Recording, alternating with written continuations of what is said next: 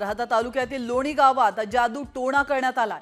तर लोणीतील प्रवरा महाविद्यालयासमोरील चौकामध्ये हळदी कुंकू लावलेली शेकडो लिंबू टाकण्यात आली आहेत आणि याबाबत नागरिकांनी पोलिसांना घटनेची माहिती दिली आहे। लिंबू आणि इतर साहित्य पोलिसांनी कचरा गाडीमध्ये टाकून फेकून दिलं।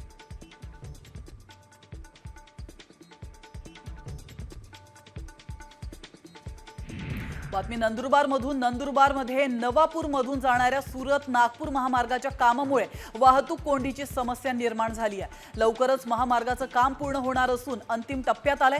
काम पूर्ण झाल्यावर लवकरच हा मार्ग वाहतुकीसाठी खुला होईल, यामुळे वाहतुकीची समस्या दूर होण्याची शक्यता आहे।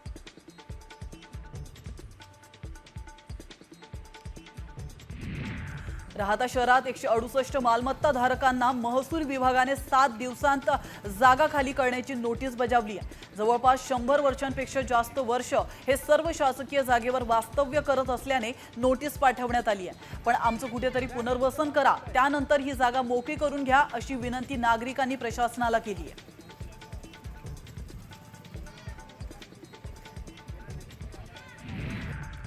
बातमी साम टीव्हीच्या इम्पॅक्टची। साम टीव्हीने बातमी दाखवल्यानंतर धुळे वन विभागाला जाग आली आहे आणि त्यांनी बिबट्याला पकडण्याची धडपड सुरू केली आहे। साक्री तालुक्यातील जिरापूर चिकसे या शिवारामध्ये बिबट्याने धुमाकूळ घातलाय। आता या ठिकाणी वन विभागाने जागोजागी पिंजरे आणि कॅमेरे लावलेत। बिबट्याने 6 शेळ्यांचा फडशा पाडला होता।